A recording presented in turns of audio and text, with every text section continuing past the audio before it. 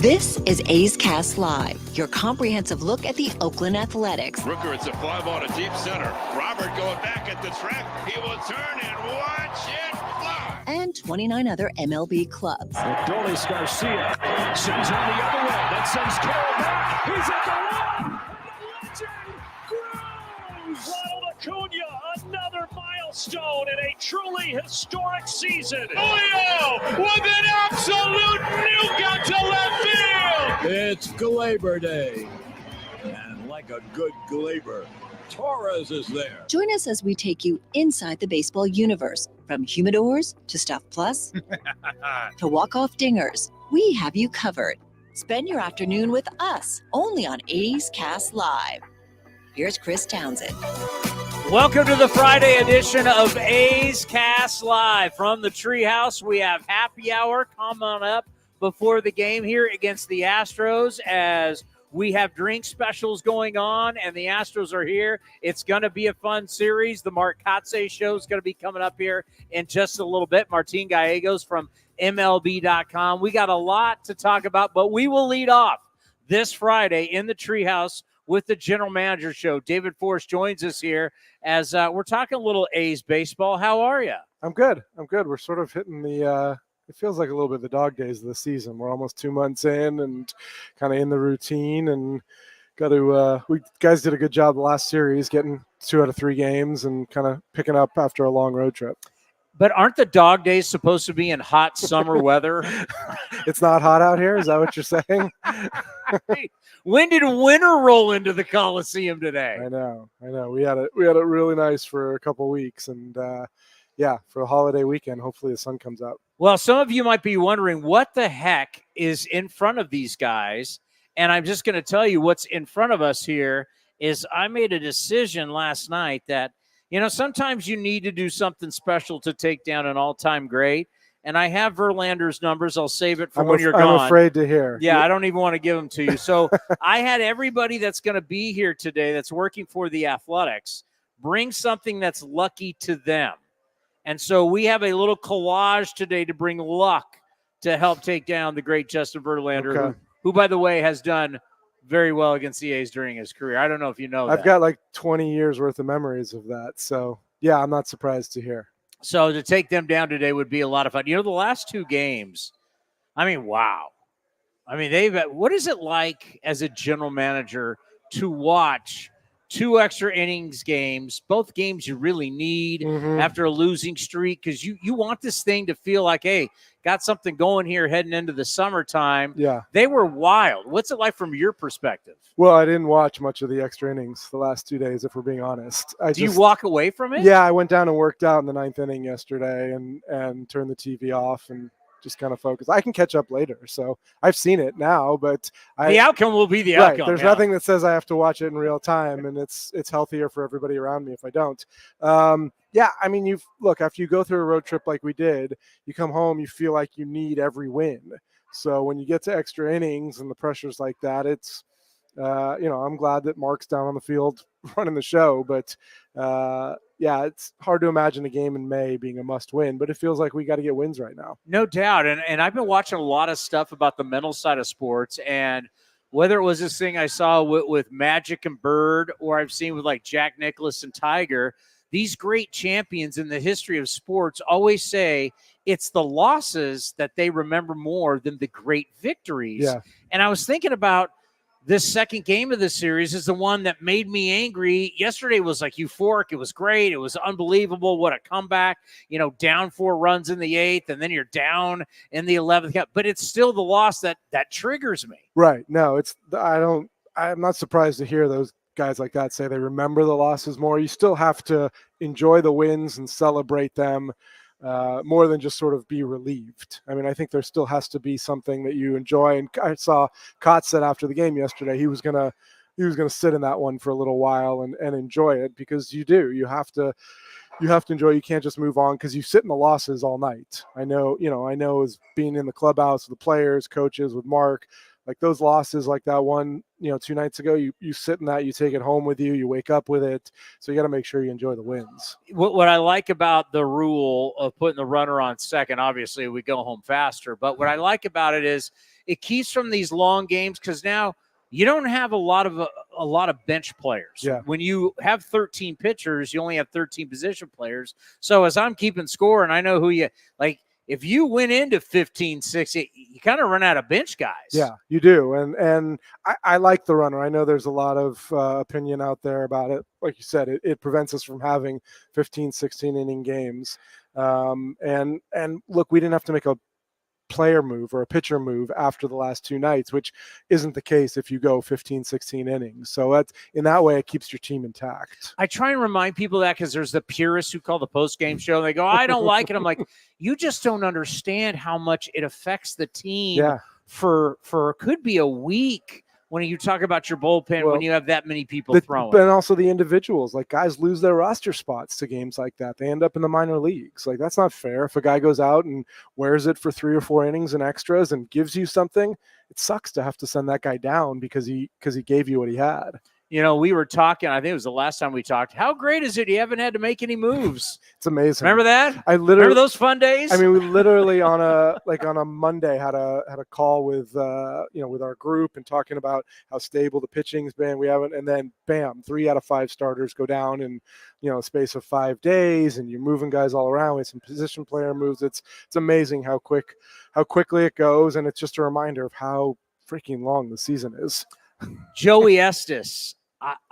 The makeup, the toughness, I like it a lot. Yeah. To tell me, obviously he came over in the trade with the Atlanta Braves. What was it that you liked about him? What are you seeing now? Yeah, I mean, the competitor is what our player development staff talked about from the minute he got here. That first season he was with us in Lansing, the results were kind of up and down. Nothing really stood out, but we kept hearing this guy goes out there and competes. He works hard. He wants to win. And then when he got to Midland and Kraz had him, Kraz kept telling us, man, this guy competes. He's really got it. And we saw it last year for 2 starts. And his stuff has not been consistent yet, like any young pitcher, because we saw in Houston last week, he didn't really have a great outing. And yesterday comes out in the first inning, throws a couple bad sliders.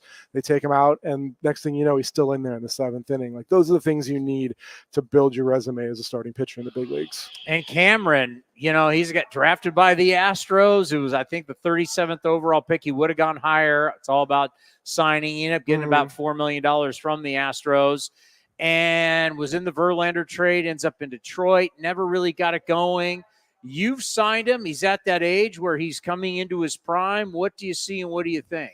Yeah, I mean, we tried to get Daz here when he was hot and obviously took a great swing yesterday.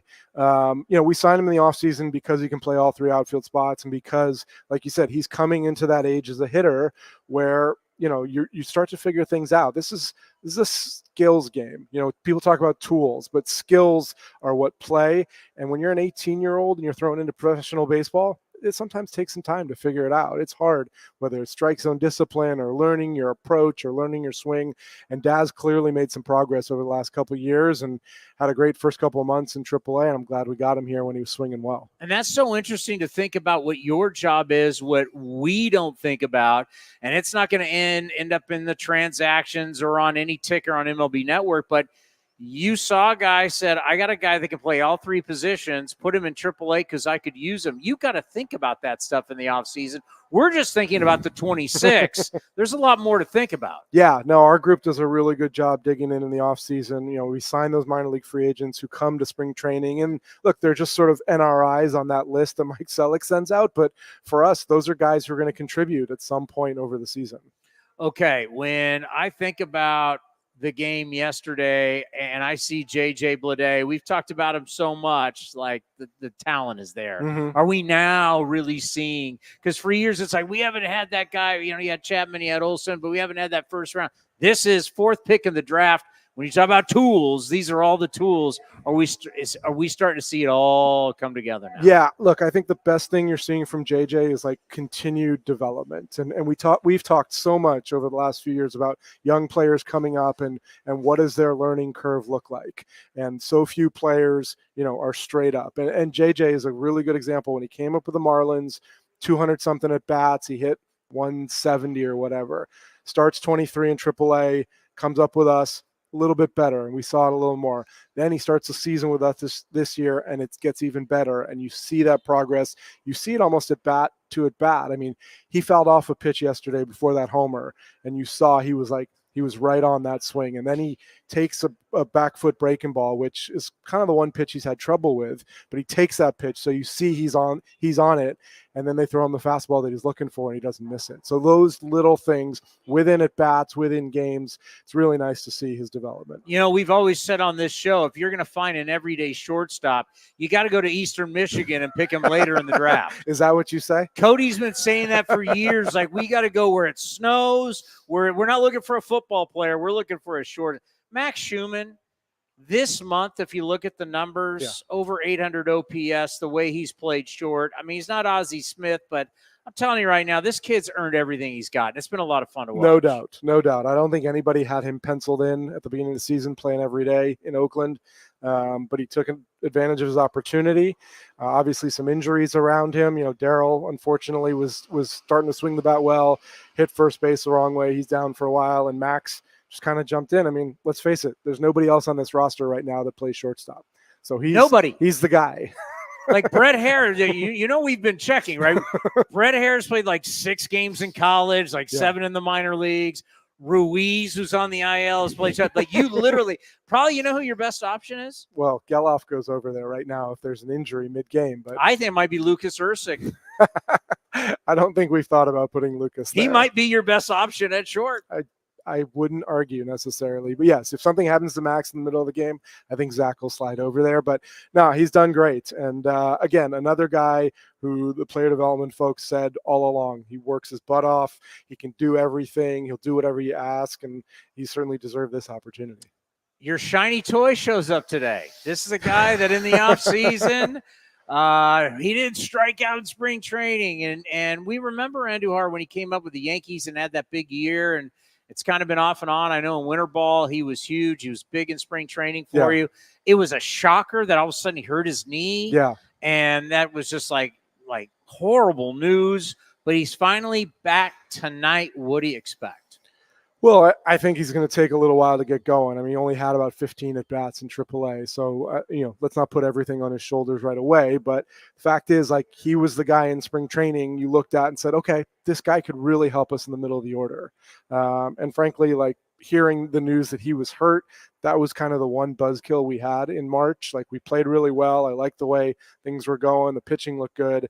And then Miggy gets hurt, and you're like, shoot, it really would have been nice to have him in the order from opening day. But he's worked hard to get back, swung the bat well with Vegas the last few days, and he called Kots last night. He said, I'm ready, and I want to face Verlander tomorrow. So here he is. Lucky charms be what they are. Miggy wanted in the Everybody's got to work here. Everybody's got to work in the lineup. So I like to hear that. Why should I be fired up if I'm somebody that says, wait a minute, what's this guy done the last couple of years? Like, why should I be fired up that this guy's going to show up? Yeah, and play real well? It's fair. It takes everybody a little different time. He had a great year in AAA last year. He came up for about 80 at bats with Pittsburgh and swung the bat well. Like, not everybody figures it out right away, and we feel like this is the time for Miguel, and he showed it in spring training, and I know he's confident as heck. And could we be saying the same thing about figuring out with Abraham Toro? Yeah, man, talk about our most consistent hitter. Like, there's just no other way to describe him right now. Both sides of the plate. Kots didn't know who he's going to put in that leadoff spot, and he's taken and run with it, and he's really helped us out. Now, when we start looking at the guys that have gone down, we talk about Noda maybe leading off at some point. Nick Allen is back, and he's healthy. So looking at the guys down there, just give us an overview of how things are going at AAA. Unfortunately, I would be all over about Jacob Wilson, but he's on the IL. He is on the IL. No, I mean, those guys obviously needed to get some at-bats, get some confidence back. Lawrence is down there too, doing a nice job out of the leadoff spot. So the idea is for them to kind of reset. Noda had some things to figure out about his swing. Lawrence needed to just get some hits, get some confidence back. And hopefully those are short stays down there and we get them back here at some point. In our business right now, the big Buster Olney story about Josh Hader and his agent, they're both going to talk together coming up, and his usage. We heard about it in Milwaukee, then down in San Diego. Yeah. Now he signs the big deal. He's here with the Houston Astros, but a player and an agent telling you when I'm going to play, how I'm going to play. It's the complete opposite. Overusing a guy and then trying to underpay him in arbitration. Right now, what you're doing with Mason Miller is the total opposite end of the spectrum. Just how do you like so far how it's gone and the usage of Mason Miller? You're obviously trying to protect something that's very special. Absolutely. We're doing everything we can, to keep him on the field. That's what we said in the offseason was the reason for moving him to the pen. I think Mason's been very honest with our medical staff, with our pitching folks about how he feels every day. And Mark is going to do whatever he can to keep Mason healthy because you know what a weapon he is when he's out there. So we check in every day. We have the workload sheet that keeps us abreast of sort of who's done what. And if he's available, I know Mark's looking forward to get him in there at the end of the game, but you got to keep him healthy. Now, I have not asked him this question. I haven't asked him this question off the air. I just want to prove something to you. You have a cell phone, and other people in the industry call you on the cell phone daily. Is that correct? That's fair to say. So when someone goes out there and reports that the A's are taking calls on Mason Miller, I'm like, wait a minute. People are going to call you and talk to you daily. You guys in the business talk to each other, but then all of a sudden someone hears that and they try and spin it that you're out there shopping Mason Miller right now. Well, we're not. I don't know that anybody's actually said we're shopping him. I mean, yes, they made it to believe you're taking calls. This thing takes incoming, mostly texts. We don't talk that much. Is that old school? Yeah, Gen Xers, we text a lot. But fax me the offer. What happens is that Rosenthal writes that, and then I text him and say, dude, you just cost me like 25 phone calls because everyone sees it and they don't want to miss out. In fact, one of the other GMs used the term FOMO. They really don't want to miss out if something's going on. So, yeah, I get texts, I get calls. Like, we have conversations. Not shopping Mason Miller, not looking to make trades in May right now. We're still looking at what we've got, trying to figure out who's going to be here, who's going to get healthy. So, yeah, that's that. Yeah, thank you. I did do the analyst work for a couple of games on NBC Sports California, and they're like, yeah, so they're trading him. I'm like, no. He's taking you're going to talk about everybody. That's how the business works. Yeah. In every sport, by the way. They do that in every single sport. But there are going to be some guys who you're definitely going to get calls. I'm sure you're going to get calls on Rooker. I'm sure you're going to get calls on Toro. There's going to be guys you're going to get calls on. But that's the business. And you're coming up to a date here, Memorial Day. Isn't that one of the days where you kind of step back and go, okay, where are we? Yeah, a little bit. I mean, I think, Billy famously said a number of years back, the first 2 months you watch and evaluate, the second 2 months you figure out what you can do to make yourselves better. And then the last 2 months, all you can do is sit back and see what happens. But so we're getting to that sort of middle third here. And, we still got a ways to go until the end of July to know, like, are we in this thing? What does our division look like? Are we going to play better? Is this sort of our level? There's still a ways to go before we figure those things out. Did you think you'd be having those kind of thoughts where you say, let's see where we are in the standings? Yeah, I mean, I thought we'd be better. Look, we were 17-17 for a brief second there, and then obviously hit a rough skid. But I think we can get back to playing the way we were early on, and anything's possible. I mean, 7 teams make the playoffs now from each side, or whatever it is. There's a lot of teams out there around 500 that can say they're in it. We talk about how these are puzzle pieces, right? These are like human puzzle pieces. Do they fit? Do they not? How tough is it for you from the standpoint of saying, I'm looking at guys for now, and then I'm also looking at guys for later? How later? Like, how does that process go when you start thinking about, okay, when I'm taking those phone calls? Yeah, that's always been the case for us, is sort of balancing the two and looking down the road. I mean, there have been years where you sort of put the future aside and you say, let's do everything we can right now. This may not be one of those years because obviously there's a long runway ahead of us to sort of figure out when we get back to perennial contention. But there's always a balance, and like we talked about before with Mason, like I'm not looking to move a guy who's helping us now. Like, there's value in winning now, and everybody here wants to win. The manager likes sleeping at night. He likes winning. Yeah, they act like you just like I don't care. I'll just trade everybody. Right. Like you have some like contract that's for the rest of your life here. Like, hey, you can do whatever you want. It just doesn't work that way. Jacob Wilson, are you going to tip us off when you call him up? I mean, we're pretty fired up. Well, that's good. He's got to get back on the field. Yeah, he's dealing with some acute patellar tendonitis right now, so it's going to be down a little while. Make sure that heals. But obviously, everybody's excited about the way he played in Midland. We got him to Vegas, got some hits to start off there. He and Muncie actually both down at the same time is kind of unfortunate. Max is dealing with a little stress fracture in his hand from where he got hit. So we got to get both those guys back out on the field playing. Yeah, I hear Jacob's hitting 475 on the IL right now. All he does is hit. He's finding holes, the 4 and 6 holes while he's on the IL. Can't get him on the IL. Talk about Max, because we talk so much about Jacob Wilson. Yeah. What about Max Muncy? Because I know when I saw him down at spring training, I'm like, just looking at him, like, wow, he's grown up. Yeah. Yeah, and Max was doing great himself. I mean, he started the year in AAA, got his hits, was hitting around 300, got hit in the right hand by a pitch, tried to sort of work through it and play through it, was feeling better. And then when he took a step back, we had a CT scan done and saw there was a little fracture in there. So, but Max is young. Look, all these guys, they're 22 years old. They're still developing. Max got stronger in the offseason, like you said. He can really play the position. So the most important thing for any of these guys right now is reps and being on the field. So that's the biggest bummer about guys like that being on the IL is they don't get to put in the time to get better, which we know they need. All right, let's end on this.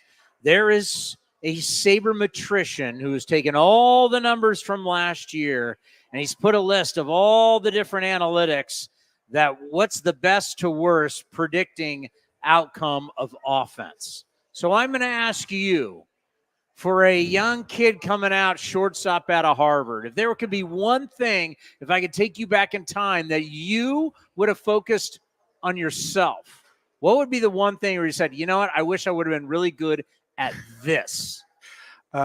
Hitting the ball really hard.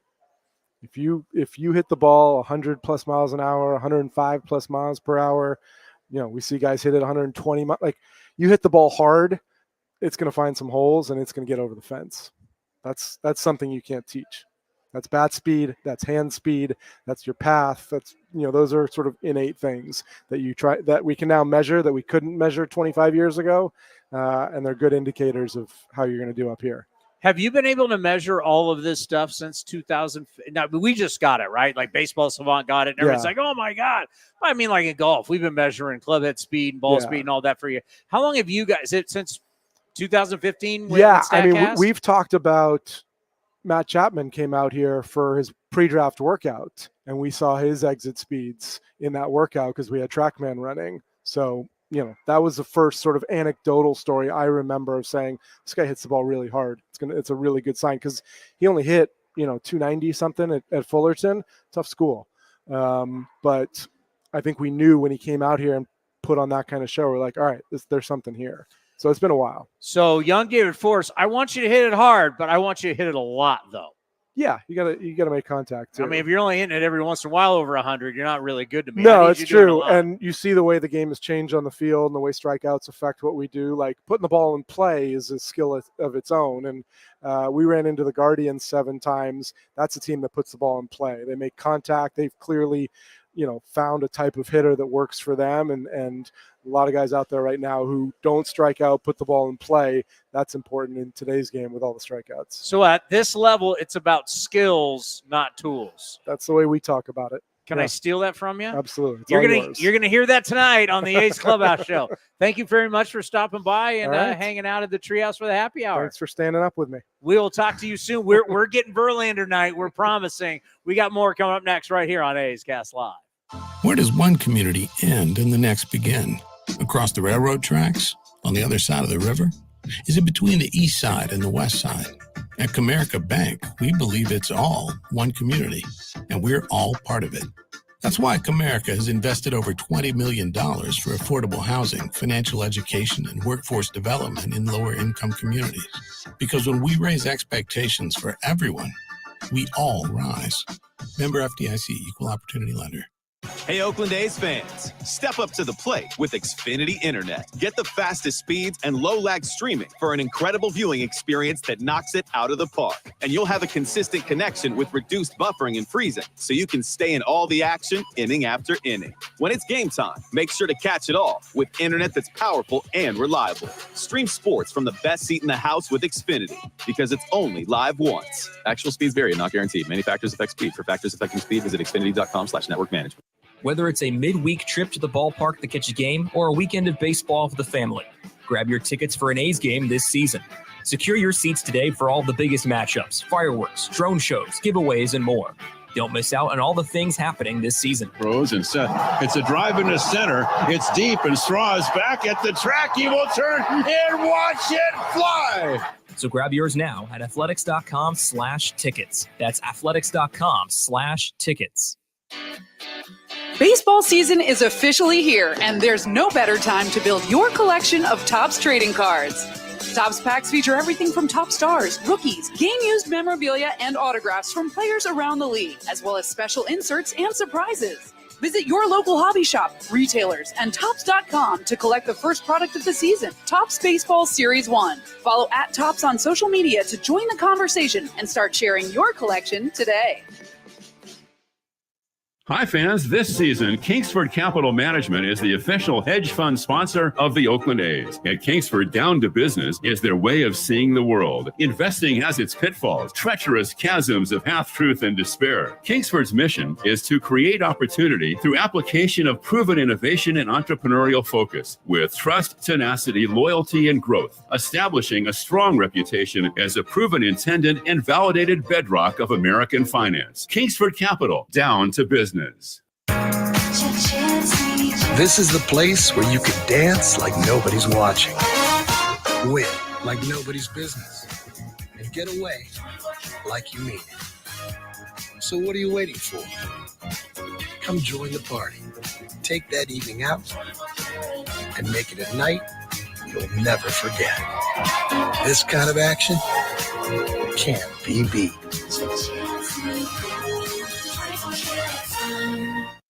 This is Chris Townsend. I'm proud to announce our year 2 partnership with Link Soul. They've changed my wardrobe, and they can do the same for you. And right now, their spring collection is fabulous. Natural fabrics and versatile styles, perfect for this time of the year. And they want to introduce their performance line for golf, premium for on-course apparel design, and to keep you cool and dry. Check it all out, linksoul.com. That's linksoul.com. Remember, look good, play good. With more sunshine returning, it's time to get outside and make the most of what Cinnabar Hills Golf Club has to offer. Like 27 championship caliber holes tucked in the beautiful hills of San Jose. And take advantage of their amazing Bay Area views for your next special event. It's all for you at Cinnabar Hills Golf Club, an award-winning venue designed to peacefully take you away from the bustle of Silicon Valley. Go to cinnabarhills.com. That's cinnabarhills.com. If you're looking for a new mattress, Nest Bedding has you covered. Sleep on the same mattress Hall of Famer Ricky Henderson sleeps on. Nest Bedding is the #1 brand of online mattresses and the Bay Area's favorite mattress store. Take home the Easy Breather pillow. The New York Times calls it their #1 pick. You can navigate their easy-to-use website, nestbedding.com. That's nestbedding.com. Green and Gold fans, use the coupon code Oakland and you get 10% off your entire order. Nest Bedding, love where you sleep.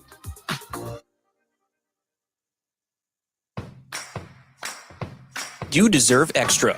Extra Mile is where you get it. You don't just deserve breakfast. You deserve extra fresh Mile 1 coffee just the way you like it. You deserve more than a quick bite. You deserve an extra satisfying array of hot foods, extra good snacks, and fountain drinks that help you go the extra mile. Plus, with Extra Mile rewards, you can earn free stuff. Visit Extra Mile at select Chevron and Texaco locations. See program terms and conditions for details. If you're looking for a great place to eat and watch games, go see our friends at the Chicken Pie Shop of Walnut Creek. The Chicken Pie Shop is one of the hottest restaurants in Walnut Creek. You're not going to find a better menu, and come try their world-famous chicken pie that has been served in Southern California for 86 years. Spacious indoor and outdoor dining, perfect for your next private party or corporate event. Don't forget free parking. For more information, go to chickenpieshopwc.com. That's chickenpieshopwc.com. And the underdog Oakland Athletics win their first championship since they were in Philadelphia in 1930. Hi, I'm Raleigh Fingers, Hall of Famer, three-time World Series champion with the Oakland A's and World Series MVP. Winning takes teamwork, skill, and heart. So when you need an ace for a personal injury lawyer that will win you the game, go with the winning team. Call Venardi Zerata at 833-VZ for me or go to vzlawfirm.com. Venardi Zerata, the official injury law firm of the Oakland A's. Like sports, business is about winning. Championship decisions are business decisions based on what it takes to help your company win. And that's why there's UBO Business Services, specializing in helping you win every day by streamlining workflows, managing documents, and providing the best-in-class office technology. Make your championship decision with UBO Business Services. Visit them at ubeo.com. That's ubeo.com.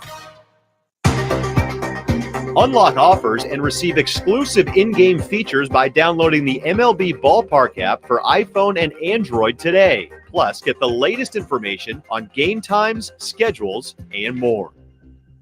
Whether it's a midweek trip to the ballpark to catch a game or a weekend of baseball for the family, grab your tickets for an A's game this season. Secure your seats today for all the biggest matchups, fireworks, drone shows, giveaways, and more. Don't miss out on all the things happening this season. Throws and Seth. It's a drive into center. It's deep, and Straw is back at the track. He will turn and watch it fly. So grab yours now at athletics.com/tickets. That's athletics.com/tickets. Where does one community end and the next begin? Across the railroad tracks? On the other side of the river? Is it between the east side and the west side? At Comerica Bank, we believe it's all one community, and we're all part of it. That's why Comerica has invested over $20 million for affordable housing, financial education, and workforce development in lower-income communities.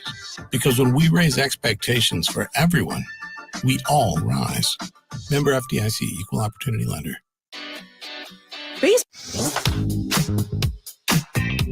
You're listening to A's Cast Live. Here's Chris Townsend. All right.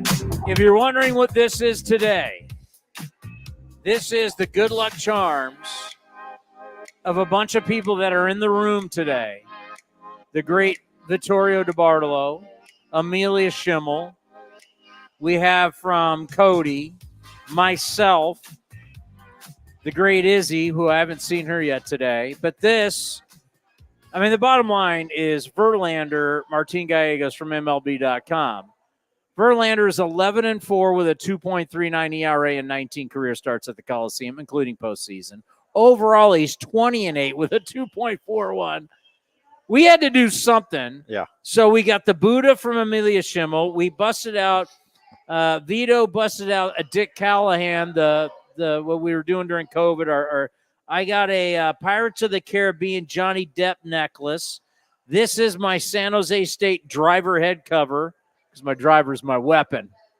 I mean, we got Road Trip Mike, the Notre Dame Play Like a Champion Today towel. Wow.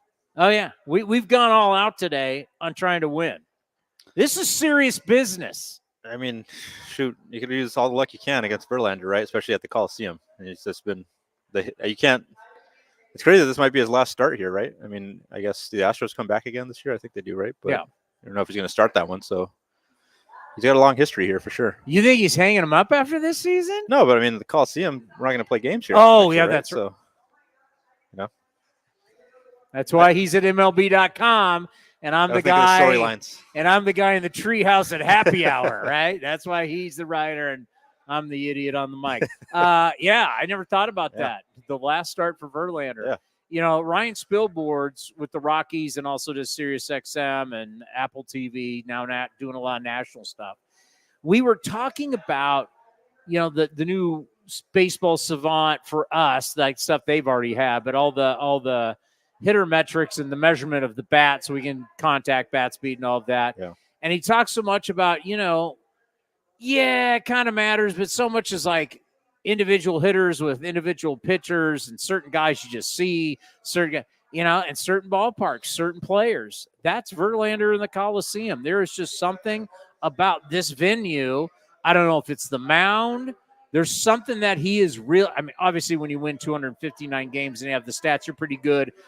His record at Comerica is, but he likes pitching here. There's a good feeling for him here. Yeah, that'd be a good question to ask him. Just like, what is it about this place that kind of gets him going? I know, back in the day, I mean, he was pitching in some, especially those playoff games, some pretty hostile crowds, and he was able to just kind of go through it pretty seamlessly. It seems like he was dominating them. Seems like every single October, and I grew up coming to games watching him dominate here, so it's crazy how long his career's gone. But he's obviously a future Hall of Famer, and something like you said, something about this place just gets him going. I don't know if it's the the foul ground, the way the ball dies out at night. Maybe that gives him confidence to just throw it in there and let them hit it to his outfielders. But he's something about this place that really, he seems to pitch well here. Obviously, you look at the numbers, and he's been pretty dominant. 2012, 2013 playoffs, as you mentioned, especially 12. Both he and Miguel Cabrera will tell you it's the loudest stadium they've ever been in, and it tells you a lot how well he played, how well he shut up the crowd, how well he showed you why he's truly one of the best to have ever done it. Because a lot of guys wilt and something like that.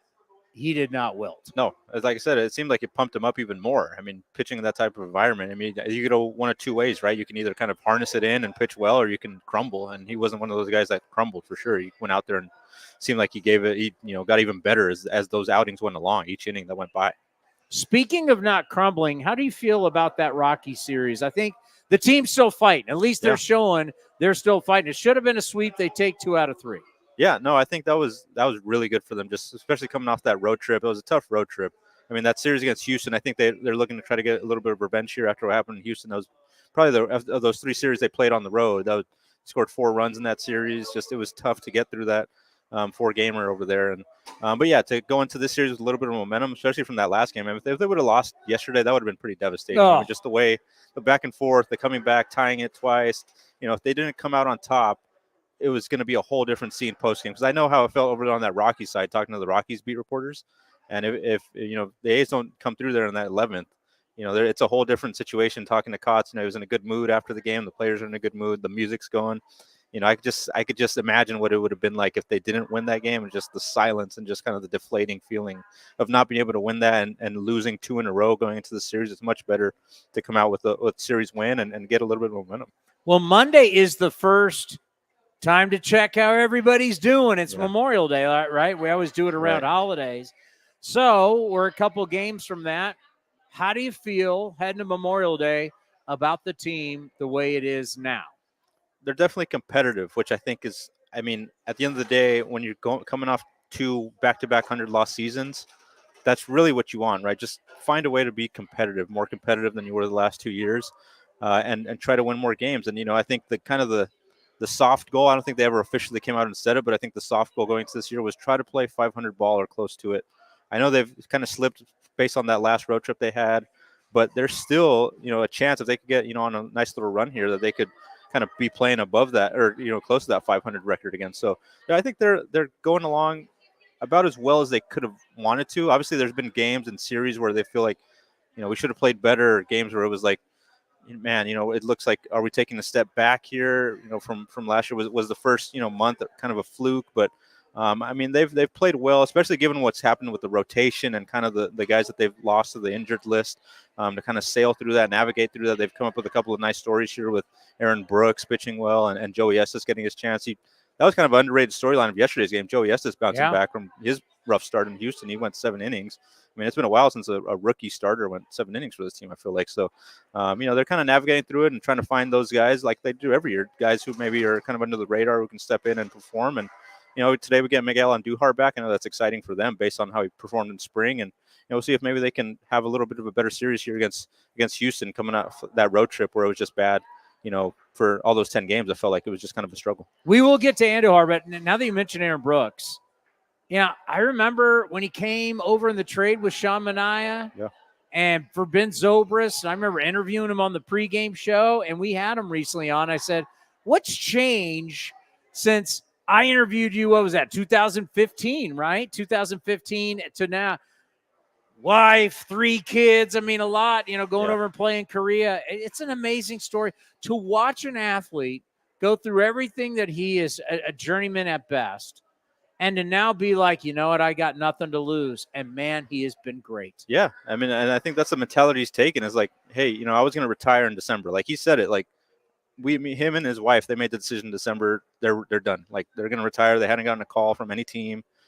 He wasn't going to go pitch overseas again. So he's basically was going to look for a new career after December, but he kind of kept himself in playing shape. He was still throwing a little bit. And then he sent a text to David Forst in February, and, asking if there was any chance of maybe latching on as a spring training invite. He got a minor league deal out of it and went down to the minors and was pitching in AAA. I think Joey Estes talked about he kind of took him under his wing as a mentor, taking him on fishing trips and stuff like that. So it seems like he was a good presence down there in Vegas. And when the need came up for a starter, he was pitching pretty decently out there. I mean, to not give up a home run in AAA on all the starts, that's unheard of. I mean, to do that in the PCL. So that's arena football, folks. Yeah, it's crazy. That's basically what that is down there. Yeah. That is super impressive. Yeah, it was really impressive. So, I mean, he earned – it wasn't like, they just called him up because they did need a guy, but he earned it based on how he was pitching down there. So, he's come up here in these two quality starts. I mean, back-to-back quality starts. You can't ask for much more. They won his last start, and that one in Houston. I mean, really, that Houston team was swinging it well, and to limit them to, I think, 3 runs in 7 innings, that was pretty good. And, he's just throwing a bunch of strikes. That's the one thing that jumps out. His velocity is decent. He's throwing like 94, 95, but he just pounding the zone with strikes, and he's not afraid of guys. Like, he's just going to attack you. And like we said, he was going to retire, so it's like, you know what? I wasn't even supposed to be here this year, so I'm just going to go out there and throw strikes. I'm not going to walk guys and beat myself. I'm just going to let them beat me if they can beat me. So it's a good mentality to have. By the way, bingo is about to start here in the Treehouse. Happy hour. Come check us out. The drink. If I could send one of the interns find out what the drink specials is. What are our drink specials today? Okay, Miguel Andujar. Yep. If I showed you my phone from certain A's fans, they're making it out to be like Manny Ramirez is showing up. Boston Red Sox, Cleveland Indian Manny Ramirez. I get he had a good spring training. I get he had a good winter ball. But, man, I mean, it's almost like Andujar, he got hurt. Oh, my God. I'm like, okay, what are we getting Manny Ramirez? I don't know if I'd go that far, but I think it is telling that he's in there, batting cleanup, I think, today. Or, I got the lineup here on the iPad. Yeah, so he wanted Verlander. Yeah. David Forst said, he texted, he says, I want in on Verlander. Yeah, so, I mean, I think that says something that, how they feel about him, that they just put him in there right at the, heart of the order and expect him to produce. Righty on righty, which we hate to do. Right, yeah, you don't see that often here. So, but, I mean, look, in spring training, I mean, I remember that day when he got hurt, like, they were legitimately, like, devastated. Like, they were counting on him to be a middle-of-the-order guy right there with Rooker back-to-back. They were that excited about what he was doing in spring and what he had done in winter ball, like you mentioned. Kotsay brought up today, I didn't even realize this, he didn't strike out at all in spring training, which is nuts. And I know it's again, spring training, but, he went out there just mashed from day one. I mean, I remember a 2-homer game he had in Tempe against the Angels, where it just seemed like he was crushing everything. So, I don't know, he's he didn't have that much time to rehab in AAA, and he obviously missed a lot of time with that injury. So to place these type of high expectations on him, I think is a little too soon. You got to give him maybe a little more time to settle in. But they definitely have high expectations for him. I think you're going to see him in there every day. You're going to see him around that middle of the order here to start out, and they want to see if he can maybe hit the ground running, because I mean this team could use it. I mean they hit a lot of home runs, but still the offense kind of goes through their spurts where they're just kind of hit or miss. And maybe if you had another power bat in there, another threat behind Rooker in there, that brings another element to this offense, and maybe they could be a little more consistent. But they're definitely excited about him coming back for sure. A contact bat. Yeah. Right? I mean, to say that he didn't strike out at spring training,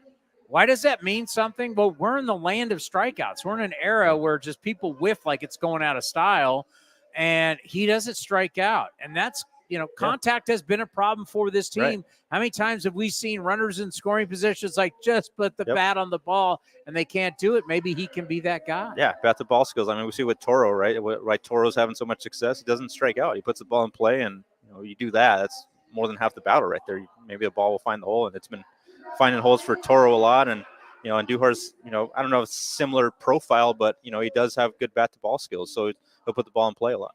Okay, so the last homestand, Marlins Rangers, has skewed the numbers. It just has. There was a 20-run game in there. There was a game where the A's scored 11, they scored 9. So there's a few games that just upped everything. Yeah. But the runs are definitely down. And if you really look at those games, the 20-run game, whatever, the runs are way down from last year's team that only won 50 games.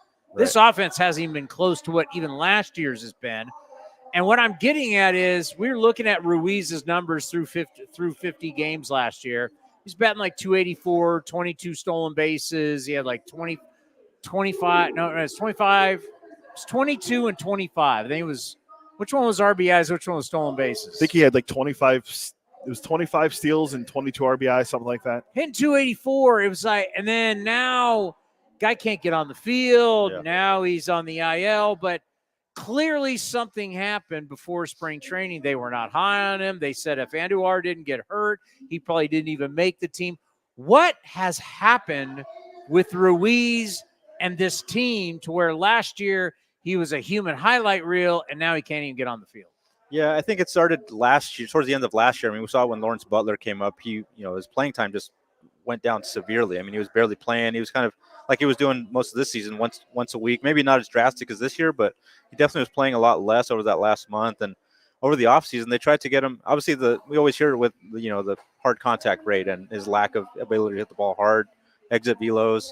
That was something that they were really, I don't know, disappointed is the right word, but they felt like he just wasn't hitting the ball hard enough to their liking. And so they went into, offseason trying to get him to fix some things. Early on in spring training, it seemed like he was hitting the ball hard and it seemed like the adjustments were working, but then it seemed like he kind of fell into another rut. He wasn't hitting the ball hard again.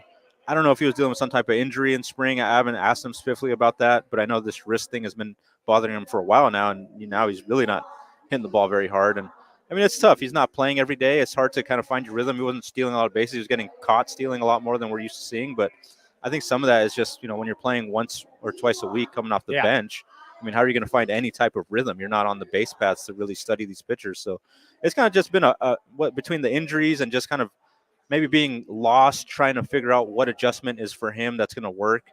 And that's kind of led to the, what he's going through this year. And it's tough to see because, I mean, he was so exciting last year and we felt like, man, maybe they found this guy who was going to be, one of their centerpieces for years to come. And now we don't really know what's going to happen with him. JJ Bleday is definitely their everyday center fielder now. So now it's like, do you put him in the corner spots? Now, I mean, he's going to be out for a while now here with this wrist issue, it seems like. So it seems like he's kind of, I don't want to say a forgotten guy right now, but there's guys ahead of him definitely on that depth chart. And he's going to have to kind of try to battle his way back. And there's still a lot of season left. Maybe he'll go through a stretch of success, but it's been a run of just bad things for him happening, it seems like. One of the great stories is Max Schumann, no question. 20th round pick out of Eastern Michigan is now your everyday shortstop. Kalamazoo. But we're starting to look at the roster, and Andujar is not a great outfielder. Yeah. He's not a great infielder. Seth Brown, Rooker, both what they are as outfielders, we understand. I mean, you really have, and now Cameron's been here for one game, so we have no idea. Alemis Diaz is coming back. They're paying him the most money. He's going to come back. Schum is the only shortstop on the roster, and Bleday is really your only outfielder on the roster. If Cameron stays, we don't know what's going to happen with Cameron. Yeah. So you don't have anybody else who's a shortstop. You don't really have that great athleticism in outfield. It's interesting defensively how they're going to play this. It definitely is. There is a lot of outfielders, and I think that was kind of a problem that we saw coming in spring. There was a lot of guys, bunched up in there, and you kind of wonder how they're going to divide up the playing time. We've obviously seen other guys enter the mix. Now Lawrence Butler's down there right now, and Daz Cameron's up here, and Tyler Nevin's up here. So kind of a lot of moving parts out there. But, yeah, I mean, they're kind of thin on infielders. Right now Schumann has stepped up and filled that shortstop role. But it's an interesting roster mix right now. And I think it's hard for Kotsay to find playing time for all these guys. I mean, you've seen Nevin now the last couple of days. He hasn't played. Daz Cameron's not in there today, and he hit a home run yesterday. I think it's hard, with Ruiz, what was going on. At some point I feel like you have to settle on a little bit more of a set outfield mix. I think that's the goal. And they've done that with Bleday. And, Rooker's going to be in there regardless, whether it's a left fielder or DH. But I don't think they really know, every day what their three-man outfield is going to look like. It's still a whole bunch of moving parts in there. Nobody better covering the A's and baseball, MLB.com. Great stuff. Michael Kelly will join us next from the Treehouse right here on A's Cast Live. Whether it's a midweek trip to the ballpark to catch a game or a weekend of baseball for the family, grab your tickets for an A's game this season. Secure your seats today for all the biggest matchups, fireworks, drone shows, giveaways, and more. Don't miss out on all the things happening this season. Throws and set. It's a drive into center. It's deep, and Straw is back at the track. He will turn and watch it fly. So grab yours now at athletics.com/tickets. That's athletics.com/tickets. Where does one community end and the next begin? Across the railroad tracks? On the other side of the river? Is it between the east side and the west side? At Comerica Bank, we believe it's all one community, and we're all part of it. That's why Comerica has invested over $20 million for affordable housing, financial education, and workforce development in lower-income communities. Because when we raise expectations for everyone, we all rise. Member FDIC, Equal Opportunity Lender. Baseball season is officially here, and there's no better time to build your collection of Topps trading cards. Topps packs feature everything from top stars, rookies, game-used memorabilia, and autographs from players around the league, as well as special inserts and surprises. Visit your local hobby shop, retailers, and Topps.com to collect the first product of the season, Topps Baseball Series 1. Follow @Topps on social media to join the conversation and start sharing your collection today. This is the place where you can dance like nobody's watching, win like nobody's business, and get away like you mean it. So what are you waiting for? Come join the party. Take that evening out and make it a night you'll never forget. This kind of action can't be beat. Hi, fans. This season, Kingsford Capital Management is the... You're listening to A's Cast Live. Here's Chris Townsend. So what we started doing here is getting off the stools, because being on the stools was killing my back for a couple hours. Michael Kelly here with us from the A's. And everybody we were going to bring on is about my height until you showed up, and now it fails. At least the back's still good. How are you? Good. How are you? We're well. What's it like on the field right now? Because yesterday, past couple of days, it's been beautiful. Yeah. Show up today, it's a whole different ball game. It's a little chilly out today. It's gonna be a cold one for sure, but bundle up, be all right. Now, for you guys in the bullpen, weather throughout the year changes. Obviously, as we get into summer and you go to a lot of places, you're from Florida, right? So the humidity easier to warm up, but in colder, because when they call down, this is like get up, get hot, get ready to go. There's kind of a skill to that, isn't there? Like, how do you do it on a cold night? How do you go about it? Yeah, you just kind of learn as you go. You know, when I first moved into the bullpen, I wasn't very good at it, but I learned that I needed to stay moving. I needed to stay active and keep my body warm, whereas there's other guys that can just kind of stand up, throw the baseball, and they're ready to go. I'm not one of those guys. So I'll start moving around third inning or so, just keep the body going, stay warm. That way when my name is called, I can just get going. I'm glad you brought that up, because I've been mentioning a lot with Mason Miller is everybody just thinks, hey, take starter, put him in the bullpen. And they think, oh, okay. I'm like, whoa.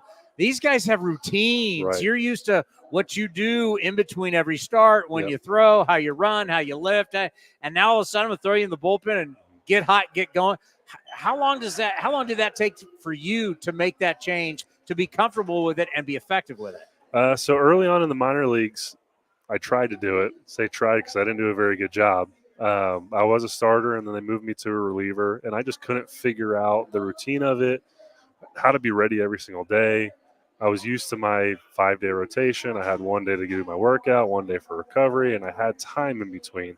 And as a reliever, you kind of find a way to just get yourself ready each night. And that's the hardest part for most guys, is to be available every single day. Yeah. As opposed, you don't have that time to recover. So it's finding a way to, whether it's, taking advantage of the sauna or the contrast tubs or whatever it is. That way, if your name gets called that night, your body's in a spot where you can go perform. Are you one of those guys that they say, hey, how you doing? I'm great. I'm great every day. I think everyone's a little bit of that guy. Yeah. It's very hard to tell them that you're not feeling so good one day, but I try to be as honest as I can. Now, being in this bullpen has to be a lot of fun, because you guys really have come together as a group and you've performed real well. Just talk about the bonding down there and how you guys have been. You've been one of the better bullpens in all of baseball. Yeah, the camaraderie down there is incredible. I mean, we got guys, TJ and Austin Adams, kind of those veteran roles, and now Scotty coming back too. And they kind of show the way for us guys with not as much time and keep things light, keep things fun. And, they lead by example in a great way. And then you got guys, Lucas and Kyle, Spence, Mason. It's very much light fun, but at the same time, like flip of the switch, we're ready to go do what we need to do. So the whole group as a whole kind of picks each other up, have a lot of support for each other. And that just makes going out and do your job so much easier. And when you think about like your role, and let's throw in Spence and let's throw in Mueller and certain guys, it's like you will be required maybe to get a couple outs, or I need you to go to a couple innings. Right. That's far different than certain guys where you're only going to go one, and obviously they're trying to protect Mason Miller's arm right now. Just talk about that when we talk about being ready to go every single night. Well, you might have to get 2 outs. You might have to go 2 innings. It's an interesting role, but with starters not going deep in games, it's a very important role. Yeah. It really sounds simple, but it comes down to just one pitch at a time. Anytime the name's called, I really don't know how long they're going to want me to go or what they're going to want me to do that night. So it's just I'm going to focus on this pitch, execute that pitch, and then move on to the next one. And then just keep doing that over and over until they tell me I'm good, and then I'll call it a night. How much do you guys work with each other with all of the information and a team like the Astros coming to town, a lot of good hitters? How much do you guys work together, talk together, go through it, and really, as the game's going on, help each other through it? All the time. We have meetings before each series going over their hitters. We'll go over, what they're good at, what they're not so good at. And then as the game's going on, we'll notice different things because hitters are constantly adjusting their approach depending on each pitcher. So we'll just be watching the game and we'll notice different things that our hitters are trying to do that night or in that at bat or whatever to kind of have some awareness of what they're trying to do on that day. And then also there's the side of it where kind of helping yourself individually. So we're constantly talking about grips, pitch movement, how to do this, how to do that with different pitches.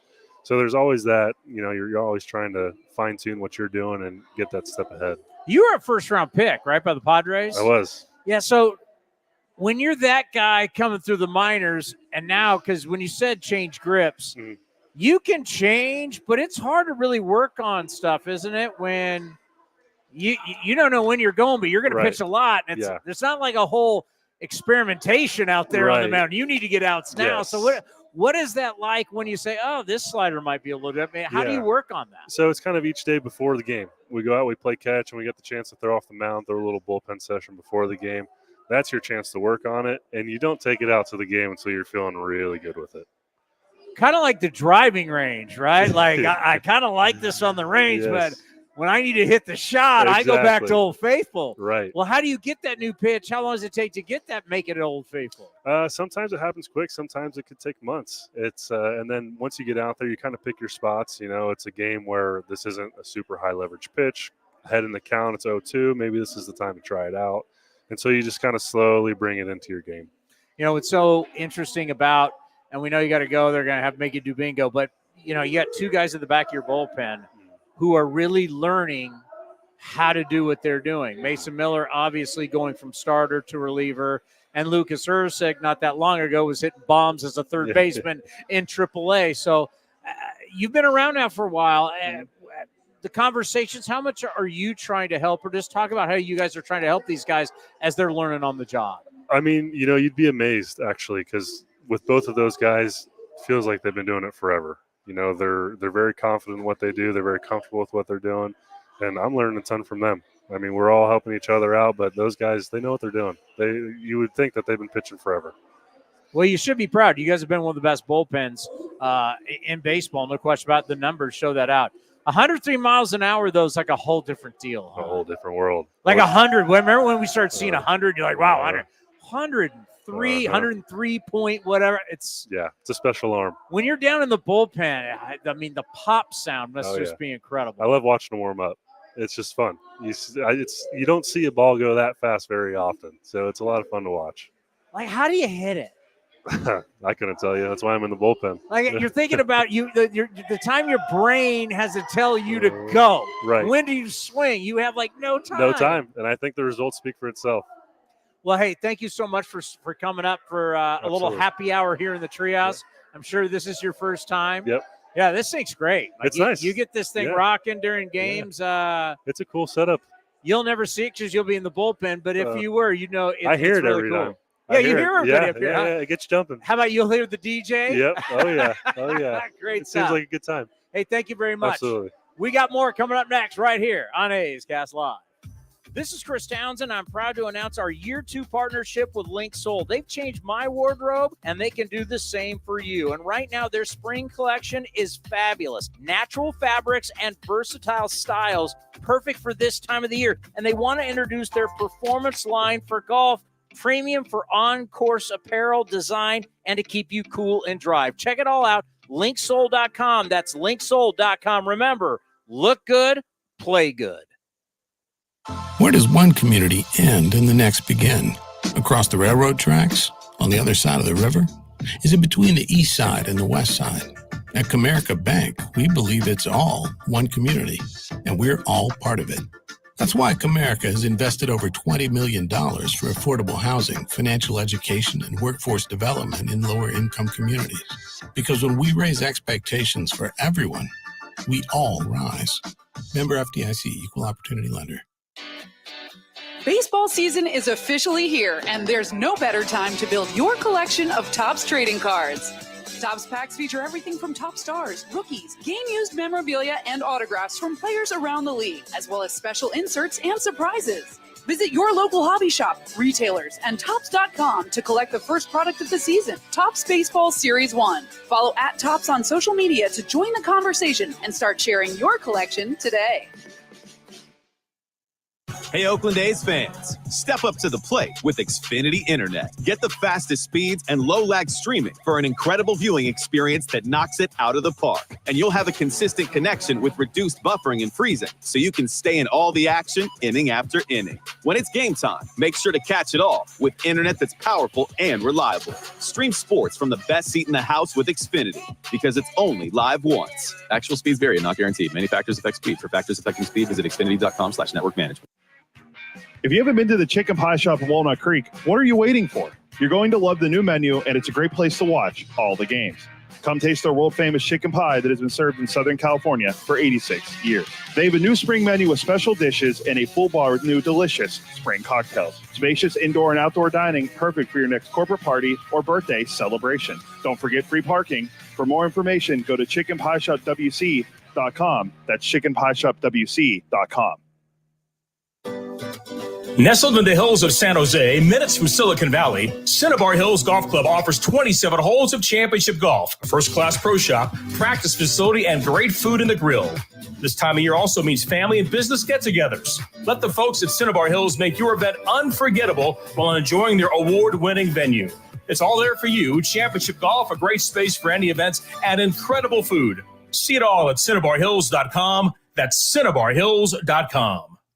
Hi, fans. This season, Kingsford Capital Management is the official hedge fund sponsor of the Oakland A's. At Kingsford, down to business is their way of seeing the world. Investing has its pitfalls, treacherous chasms of half-truth and despair. Kingsford's mission is to create opportunity through application of proven innovation and entrepreneurial focus with trust, tenacity, loyalty, and growth, establishing a strong reputation as a proven intendant and validated bedrock of American finance. Kingsford Capital, down to business.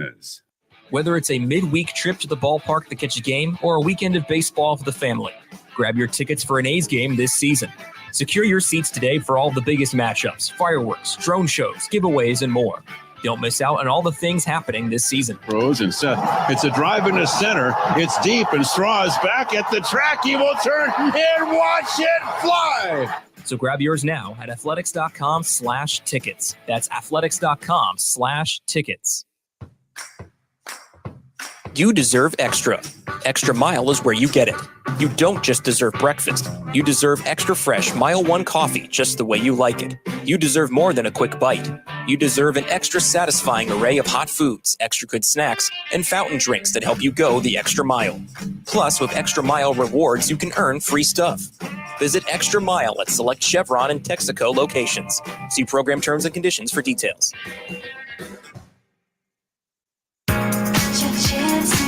This is the place where you can dance like nobody's watching, win like nobody's business, and get away like you mean it. So what are you waiting for?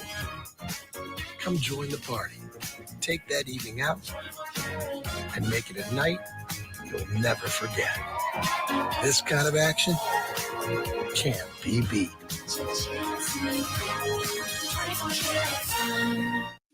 If you're looking for a new mattress, Nest Bedding has you covered. Sleep on the same mattress Hall of Famer Ricky Henderson sleeps on. Nest Bedding is the #1 brand of online mattresses and the Bay Area's favorite mattress store. Take home the Easy Breather pillow. The New York Times calls it their #1 pick. You can navigate their easy-to-use website, nestbedding.com. That's nestbedding.com. Green and Gold fans, use the coupon code Oakland and you get 10% off your entire order. Nest Bedding, love where you sleep. Looking to stay up to date on all things A's? Head over to athletics.com/A'scast. That's athletics.com/A'scast to listen to A's baseball in full 24/7 coverage of the A's, only on A's Cast. With a single click, you can stream great shows, live pre- and post-game coverage, and of course, all the great action of the A's this season. Head to athletics.com/A'scast today.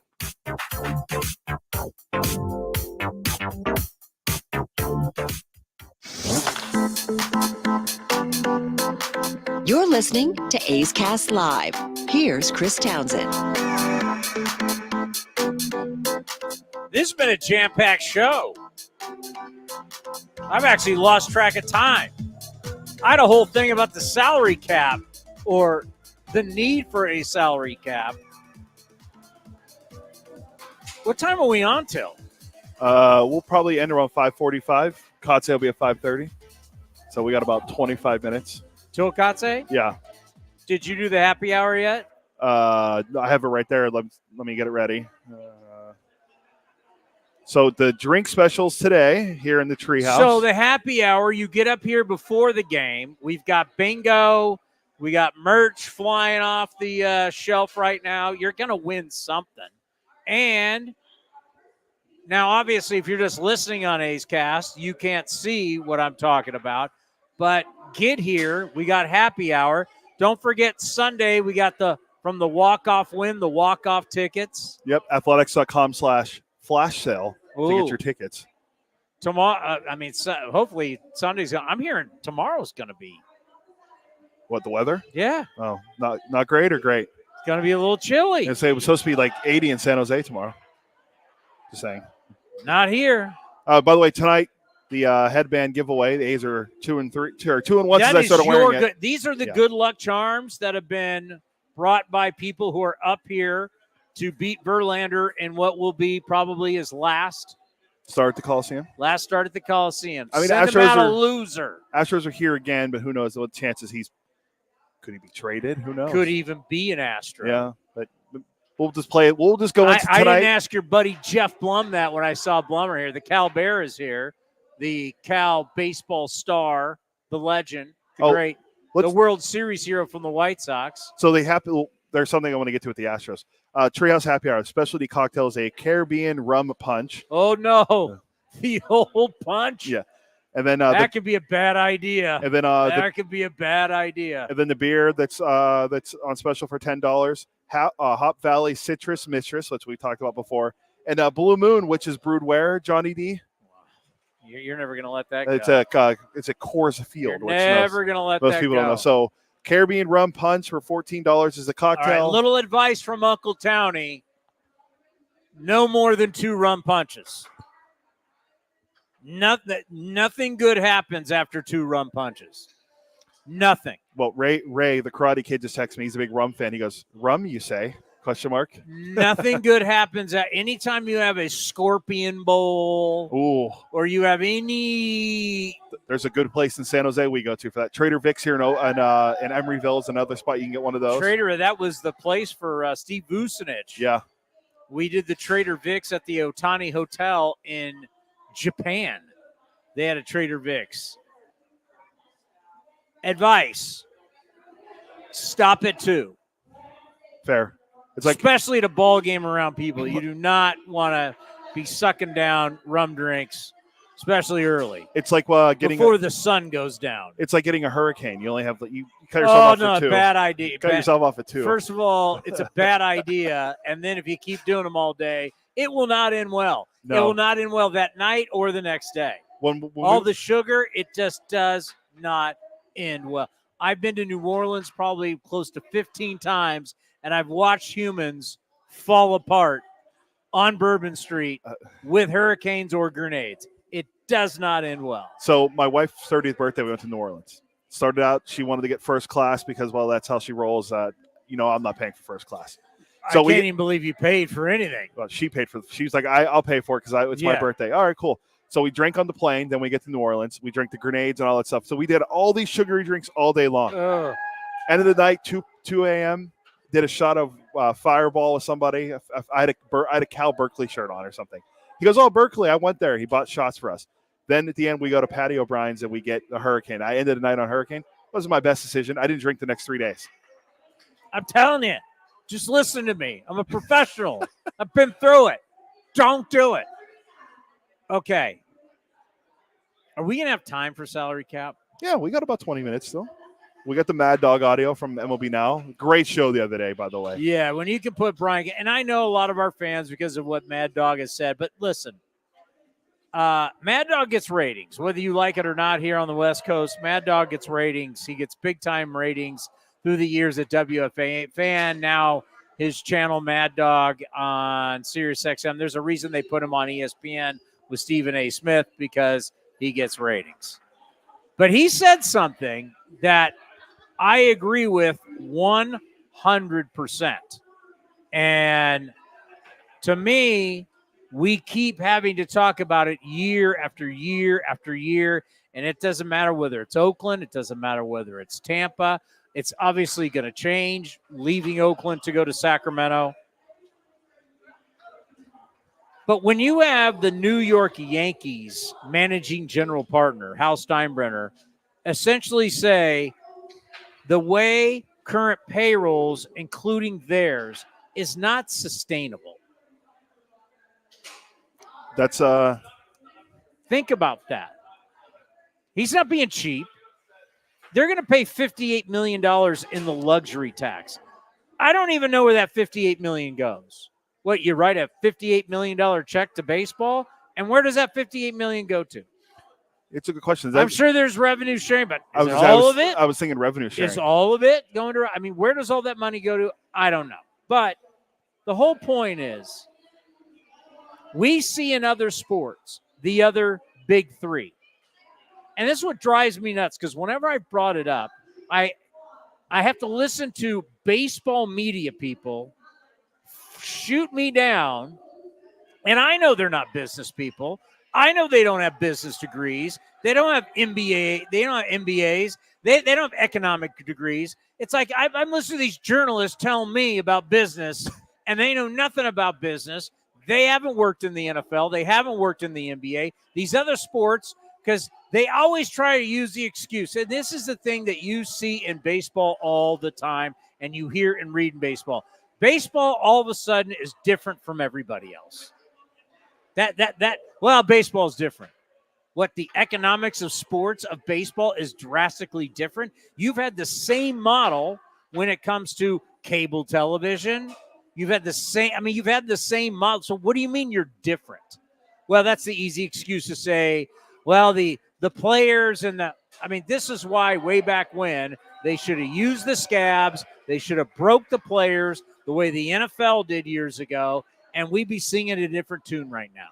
But the reality is, how can you tell me that players every year become worth more money? What players are doing year to year, we're seeing the same results. What return on, when you start talking about somebody that we saw Mike Trout get the $400 million, but the next thing is to watch guys get $400 million. Where's the return on investment?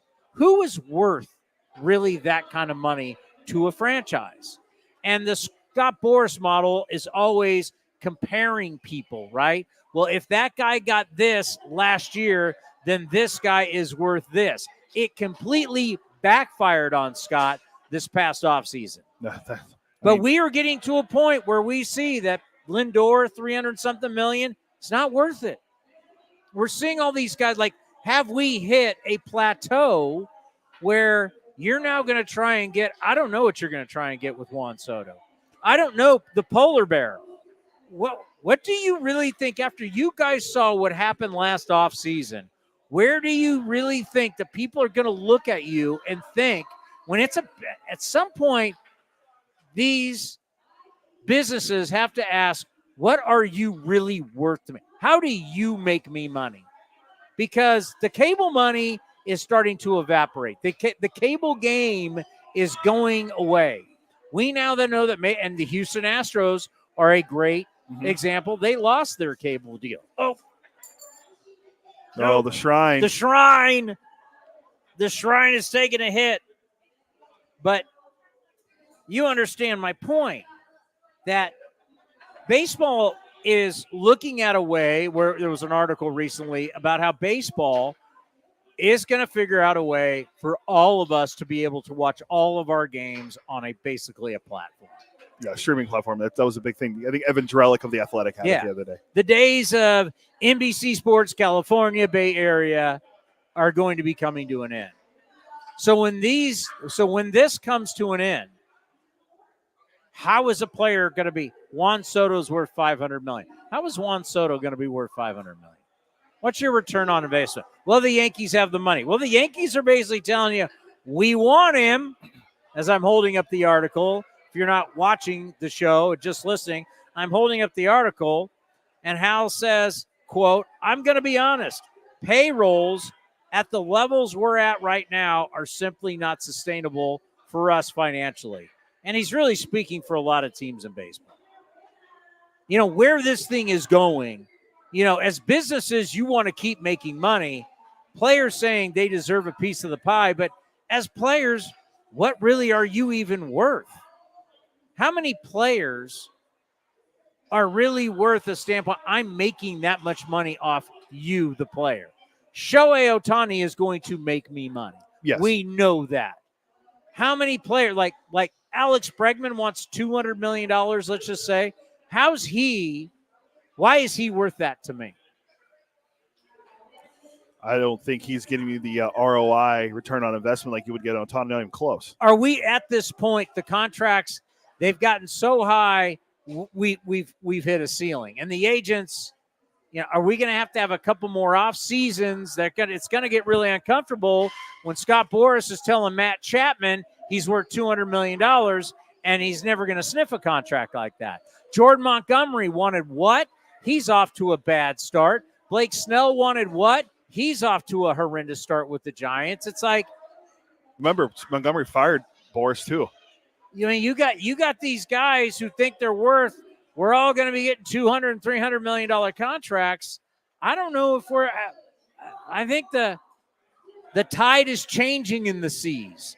Even though Scott Boras, if we're going to stick with the theme of the sea, that the tide raises all boats, I'm not so sure about that anymore. And really for a lot of players in Major League Baseball who don't have long careers, if you have a salary cap, you have a salary floor.